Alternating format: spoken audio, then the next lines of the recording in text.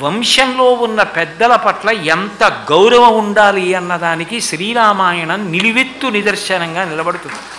అందుకే రామాయణము మానవీయ సంబంధములు అన్న విషయాన్ని మీరు పరిశీలనం చేసినప్పుడు అసలు పెద్దల పట్ల ఎంత గౌరవాన్ని చూపించి ఇదంతా చెప్పాడు విశ్వామిత్ర మహర్షి చెప్పాడు రాముడికి. రాముడు ఆశ్చర్యంతో వింటున్నాడు. ఓ, వంశంలో పుట్టినటువంటి పెద్దవాళ్ళ మీద ఇంత గౌరవం చూపించాలా అని. పెళ్ళి అంటే ఏమిటో చెప్పకుండా ఎంత గొప్పగా చెప్పాడు.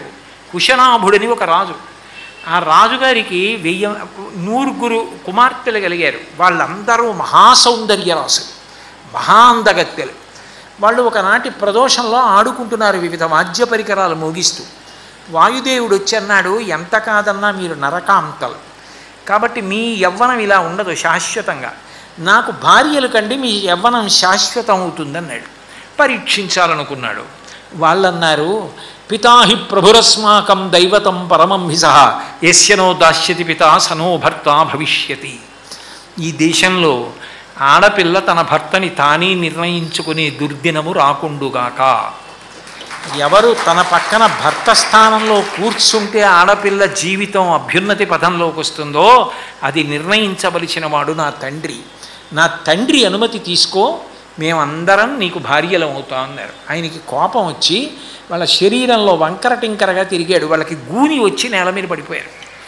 తండ్రి, అమ్మ ఎంత ఓర్పు పట్టారమ్మా, మీరు శాపం ఇవ్వగలరు, కానీ క్షమాదానం, క్షమా యజ్ఞ, క్షమా సత్యం హి పుత్రికా, క్షమా ధర్మ, క్షమా యశ, క్షమయావిష్టితం జగత్. అమ్మ, ఓర్పు కన్నా గొప్ప గుణం లేదమ్మా. ప్రతిదానికి సహనాన్ని కోల్పోతే లోకం ఎక్కడ నిలబడుతుంది? ఆయన పెద్దవారు అన్న గౌరవం ఎప్పుడు ఉంటుంది? ఓర్పు పట్టినప్పుడే. ఆ ఓర్పు తొందరగా కోల్పోయేవాడు ఎట్లా గౌరవనీయుడవుతాడు? ఎంత గొప్పవాళ్ళు అయ్యారమ్మా, అంత శాపం ఇచ్చినా, మిమ్మల్ని ఇలా చేసినా మీరు ప్రతిశాపం ఇవ్వలేదా అని బ్రహ్మదత్తుడికి ఇచ్చి వివాహం చేసి వాళ్ళని ఉద్ధరించుకున్నాడు. శోభద అని అత్తగారు ఈ పిల్లల్ని జీవితం బాగుండాలనే ఆ సలహా చెప్తారు. రామాయణం ఇటువంటి విషయాలు ఎన్నో మాట్లాడుతుంది. అంతవరకు ఎందుకు, సీతారామ కళ్యాణ ఘట్టంలో మీకు ఒక అద్భుతమైన విశేషం కనపడుతుంది. నిజానికి బాలకాండ మీరు చూస్తే సీతారామ కళ్యాణం ఒకలా కనపడుతుంది, అది కాదు పూర్ణంగా సీతారామ కళ్యాణం. ఇవాళ సర్వసాధారణంగా సీతారామ కళ్యాణం అంటే లోకంలో ప్రచారంలో ఉన్నది ఏదీ కూడా యథార్థమైన సీతారామ కళ్యాణం కానీ కాదు. వాల్మీకి కృతమే యథార్థం. అసలు సీతారాములిద్దరూ ముందు ఎప్పుడూ చూసుకోలేదు. రాముడు వెడుతుంటే సీతమ్మ పూలదండలు కడుతూ చూడడం, లేకపోతే గోడెక్కి చూడడం, ఇట్లాంటివి ఆవిడ ఎప్పుడూ చేయలేదు. రామచంద్రమూర్తి గురువుగారైన విశ్వామిత్ర మహర్షితో కలిసి వెళ్ళాడు మిథిలా నగరానికి విశ్వామిత్రుడి యొక్క యజ్ఞం చూడ్డానికి. ధనస్సు చూడమన్నాడు, ధనస్సు ఎక్కువ పెట్టాడు. మీకు రామాయణంలో బాలకాండలో కనపడిన సీతారామ కళ్యాణ ఘట్టం కొంత కనపడుతుంది. నిజానికి పూర్తిగా సీతారామ కళ్యాణం ఎక్కడ కనపడుతుందంటే అయోధ్యకాండ చివరిలో సీతమ్మ అనసూయమ్మకి చెప్తుంది. అనసూయమ్మ అడుగుతుంది, నీ వివాహం గురించి నేను ఎన్నో విన్నాను, అసలు ఏం జరిగిందో చెప్పు సీత అంటుంది. అప్పుడు సీతమ్మ చెప్తుంది అసలు రహస్యం. ఆ జలకలశ పట్టుకుని వచ్చాడు జనకుడు, అది బాలకాండలో లేదు ఆ విషయం. వచ్చినప్పుడు రాముడు తీసుకోవడానికి అంగీకరించలేదు. విశ్వామిత్రుడు పిల్లని పెళ్లి చేసుకో అనలేదు. ఎందుకనలేదంటే తెలుసు విశ్వామిత్రుడికి, పెళ్ళి అంటే నేను నిర్ణయించుకునేది కాదు, మా తండ్రి గారు నిర్ణయించాలంటాడు. ఆ మాట ఆయన అన్న తర్వాత నా పరువు ఏమైపోతుంది, అందుకని విశ్వామిత్రుడు పెళ్లి చేసుకో అని అనలేదు. ఎవరి గౌరవం వాళ్ళు కాపాడుకుంటారు, శిష్య హృదయం గురువుకి తెలుసు. జనకుడు మాత్రం జలకలశ పట్టుకుని వచ్చాడు. సీతమ్మ చెప్పింది అనసూయమ్మతో, దీయమానాం నతు తదా ప్రజగ్రాహరాఘవ అవిజ్ఞాయ పితుశ్చంధ అయోధ్యాధిపతే ప్రభో. అయోధ్యాపతి అయినటువంటి దశరథుడు నా తండ్రి ఉన్నాడు, ఆయన అంగీకరిస్తేనే ఈమెని నేను ధర్మపత్నిగా స్వీకరిస్తానన్నాడు. అంటే దూతల్ని పంపించాడు అయోధ్యానగరానికి. అప్పుడు వాళ్ళు బయలుదేరి వచ్చారు. అప్పుడు కూడా వెంటనే రాలేదు దశరథుడు. వశిష్ఠ, వామదేవ, జాబాలి, కశ్యపుడు వీళ్ళందరినీ కూర్చోపెట్టి జనక మహారాజు గారి వంశం ఎలాంటిది, శీలం ఎలాంటిది, ఆ పిల్లల్ని కోడళ్ళుగా తెచ్చుకోవచ్చా అని అడిగాడు. చాలా గొప్పవాడు, చేసుకోవచ్చు సంబంధం అన్నారు. ఒకసారి పెళ్లి చేసుకుందామని నిర్ణయించుకున్న తర్వాత నానపెట్టి ఉంచకూడదు, వెంటనే బయలుదేరండి అని బయలుదేరారు. బయలుదేరి మిథిలా నగరానికి వచ్చారు. మీకు ఇంకా విచిత్రమైన విషయం ఏమిటో తెలుసా? మానవీయ సంబంధాలంటే ఒక చోట జనక మహారాజు గారి చేతులు కట్టుకుని మా అమ్మాయిని మీ ఇంటికి ఇస్తున్నాం, మీరు చాలా గొప్పవారు అనేదో మాట్లాడుతున్నాడు దశరథుడితో. ఆయన అన్నాడు, అదేమిటి మీరు అలా మాట్లాడతారు, నేను కదా అలా మాట్లాడాలన్నాడు దశరథుడు. అదేమిటన్నాడు. ప్రతిగ్రహో దాతృవశ. ఎప్పుడైనా ఇచ్చేవాడు గొప్పవాడు, పుచ్చుకునేవాడు అవసరం తీరడానికి ఇచ్చేవాడి దగ్గర పుచ్చుకుంటున్నాడు.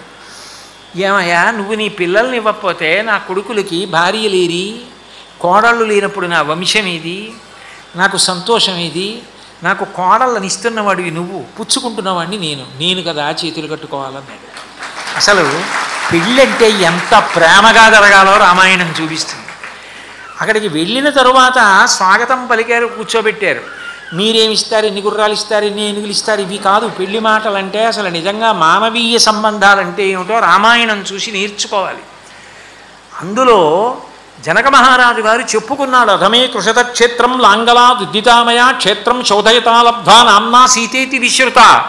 భూమిని దున్నుతూ ఉంటే ఆమె పైకి లేచింది, పిల్లలా దొరకలేదు, పైకి లేచింది ఉద్ధిత.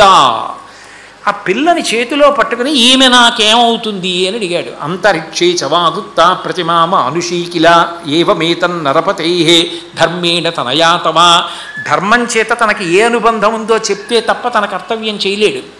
ఇప్పుడు నాకు ఈమె ఏమవుతుందని అడిగాడు. అశరీరవాణి పలికింది, ఆమె నీకు కుమార్తె అవుతుంది అయోనిజ, అయినా నీకు కుమార్తె అన్నాడు. అందుకని అయోనిజ దేవతా స్త్రీ కాబట్టి పరబ్రహ్మం ఎక్కడ పుట్టాడో నాకు ఎలా తెలుస్తుంది, శివధనుర్భంగం చేసిన వాడికి పిల్లనిస్తానని మిషపెట్టాడు.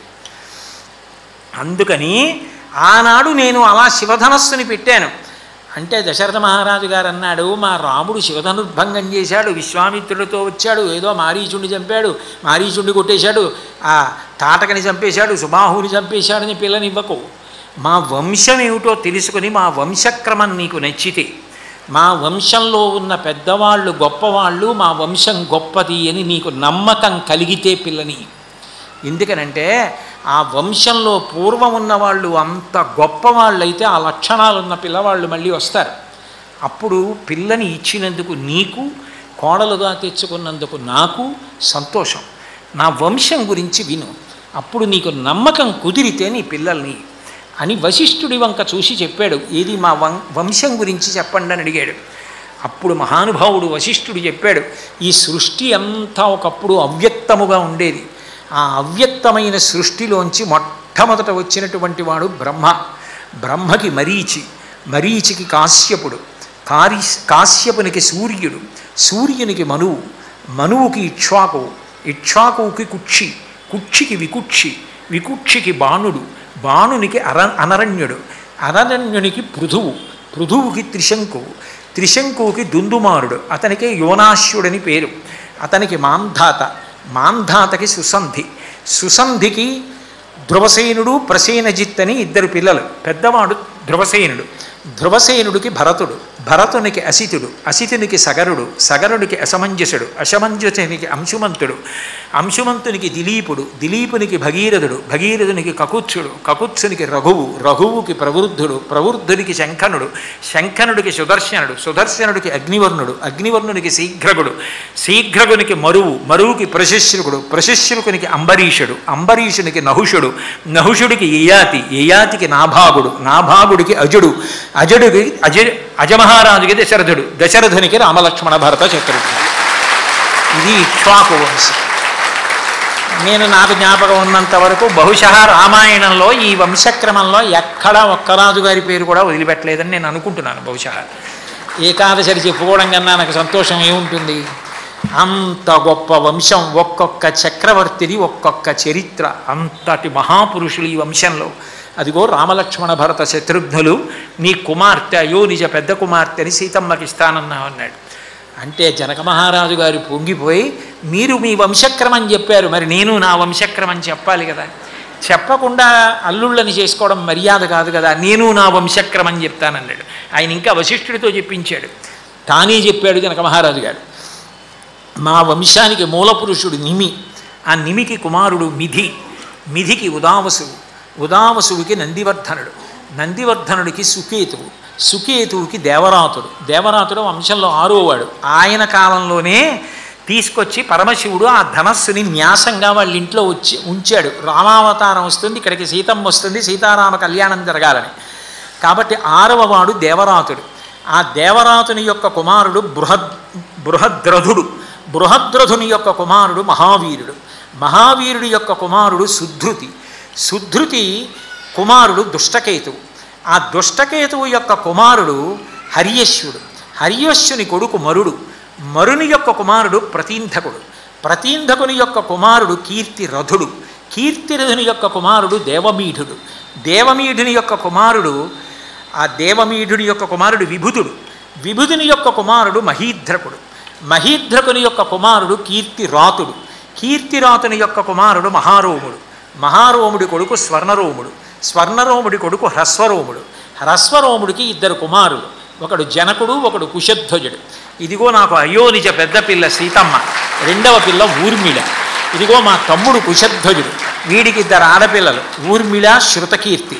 అంటే నా పెద్ద కుమార్తె సీతమ్మని రాముడికి ఇస్తాను, 2వ కుమార్తె ఊర్మిళని లక్ష్మణునికి ఇస్తానన్నాడు. అంటే విశ్వామిత్ర మహర్షి లేచన్నారు, అక్కడ 4 అన్నదమ్ములు ఉన్నారు, మీ తమ్ముడికి ఇంకో 2 కూతుళ్ళు ఉన్నారు, వాళ్ళని ఇవ్వకూడదా అన్నాడు. అన్నగారు కదా, తన కూతుళ్ళే. వెంటనే ఆ మాండవి శృతకీర్తులను భరతశత్రుఘ్నులకి ఇవ్వడానికి త్రిద్దదామిని సంచయ 3 మాటలు అంటున్నాను, ఇస్తాను, అదే నిశ్చితార్థం. కాబట్టి 3 మాటలు అంటున్నాను, ఇంకా నసంశయ, ఇందులో అనుమానం లేదన్నాడు. అప్పుడు సీతారామ కళ్యాణానికి ప్రయత్నం ప్రారంభమైంది ఘట్టమంతా. అంటే పెద్దల పట్ల ఎంత గౌరవమో చూడండి, వంశం పట్ల ఎంత గౌరవమో చూడండి. వంశాలు చెప్పుకుని పెళ్లి చేసుకున్నారు. అంటే అంతే తప్ప అన్యథా ఇంకో రకంగా పెళ్లి జరగలేదు. అంత గొప్ప రామాయణం.